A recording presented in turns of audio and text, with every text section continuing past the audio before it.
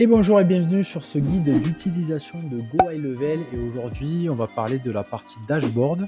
Et je passe en revue tous les menus pour vous les expliquer du mieux possible. Et la partie dashboard, il y a 2-3 trucs à dire dessus. Il y a pas, c'est plus de l'analyse que de l'utilisation, mais je vais quand même faire un petit tour rapide, coup d'œil rapide, 2-3 infos sympas. Donc c'est assez rapide. Je vous invite à rester et à regarder. Donc, je suis sur un compte de démonstration et sur le dashboard, on trouve différentes choses. On trouve la partie opportunités. Donc, c'est les opportunités qui sont ouvertes avec un filtre de date. Là, bon, c'est un compte de démo qui est de 27 janvier au 28 juillet. Il n'y a que 5 opportunités, mais peu importe le nombre, vous les avez déclinées en opportunités closed, ça veut dire qu'ils ont gagné. Open, ça veut dire que pour l'instant, elles n'ont pas de statut. Et lost, ça veut dire qu'elles ont été perdues. Ces opportunités, finalement, elles ont un lead cost, hein, un coût par opportunité, en fait, un potentiel gain qui est établi sûrement dans vos automations, hein. Vous choisissez vous-même la valeur de ce prospect. Et donc, finalement, ça vous met une évaluation de la valeur de votre pipeline. Donc forcément, si la pipeline elle vaut 2710 €, ça ne veut pas dire que vous allez gagner 2710 €, ça veut dire que vous avez 2710 € de potentiel gain et vous en avez closé par exemple ici 2400 et il en reste 310 qui sont ouverts. Ça vous calcule donc par rapport au nombre d'opportunités, au nombre de closed, de lost, d'open, ça vous concocte, ça vous calcule un conversion rate. Voilà, c'était pas difficile à dire en plus.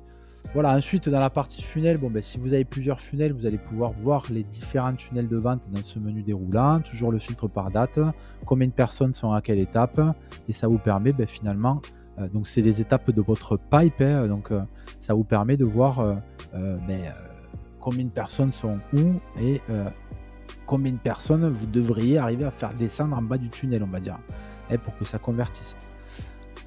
Voilà, donc là aussi, c'est là où il peut y avoir une logique, de construction, dans vos tunnels et c'est aussi pour ça que, on utilise parfois dans la partie opportunité, hein, on le verra un petit peu plus tard, on n'est pas obligé d'afficher toutes les étapes ici, mais ça, c'est une parenthèse qui est pas utile, que je fais dans une autre vidéo. Donc le stage distribution, c'est comme un petit camembert, hein, qui, finalement, va vous mettre, des informations sur le won, le lost, le, prospect rendez-vous pris, enfin voilà, les éléments où il y a, des personnes en ce moment dans vos pipes. Donc pour illustrer ce que je suis en train de dire, si je vais dans la pipe de ce compte de démonstration, il y a plusieurs colonnes dans cette pipe et il n'y a pas une personne dans chaque colonne. Il y a vraiment des personnes dans, 2 ou 3 colonnes, voilà. Il y a 4 colonnes qui sont occupées, l'offre acceptée, le prospect rendez-vous pris, le refroidi, le prospect là. Donc du coup, logiquement, on devrait trouver 4 bien sûr colonnes. Et ça correspond à ça sous forme de camembert. Voilà, et encore une fois, vous n'êtes pas obligé de tout afficher là, vous le verrez dans l'autre vidéo.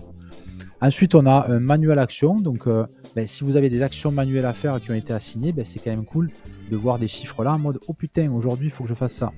Donc, petit aparté, quand vous avez une équipe, forcément, vous désirez que votre équipe elle ait un tableau de bord sur lequel elle a les valeurs qui lui sont assignées à elle pour que rapidement elle puisse dire ah aujourd'hui j'ai 3 coups de fil à passer, j'ai des SMS à envoyer, donc j'ai par exemple 5 trucs en pending et à côté, à droite, j'ai des tasks, donc des tâches bien définies avec des instructions qui m'ont été données et elle peut ouvrir la tâche et voir la description ici.